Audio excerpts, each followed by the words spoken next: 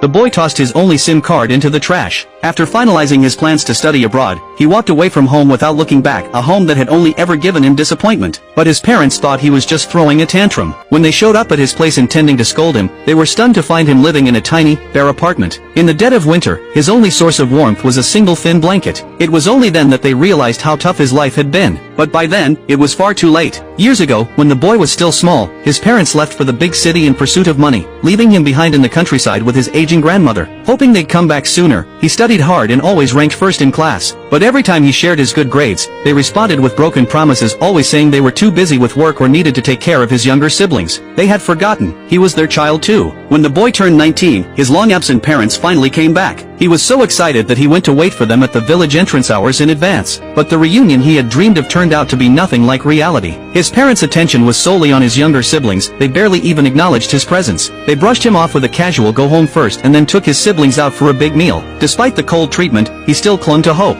That evening, he brought out his acceptance letter to a top university, ready to share the news. But their response shattered him. His mother dismissed him as a fool who only knows how to study, while announcing they'd be sending his less accomplished younger brother abroad for a better future. His brother even accused him of wanting to compete for the family inheritance. His father's response? "If that's how you feel, we'll just cut ties with you." And that's when it hit him. His dream of family unity was nothing but a fantasy. His parents didn't come home for him. Just then, an explosion rocked the hotel they were in. The boy was trapped under debris, unable to move. But his parents didn't even look back. They grabbed the younger kids and ran. Luckily, a kind stranger rushed him to the hospital, saving his life. But when he woke up from his coma days later, there was no one by his side except the doctor. His heart broke all over again. When he finally got a call from his mom, it wasn't to check on his injuries, it was to ask him to go comfort his frightened brother. He was speechless. Even now, with his body broken and in pain, his mom still only cared about the other child. Tears fell from his eyes, along with every last ounce of hope. That same day, he called a foreign university professor and accepted their invitation. He promised to be there in 2 days to complete enrollment. Meanwhile, his parents, perhaps feeling a twinge of guilt, tried to transfer his household registration back to theirs. Years ago, in order to have more children, they had cruelly moved his registration to his grandmother's name.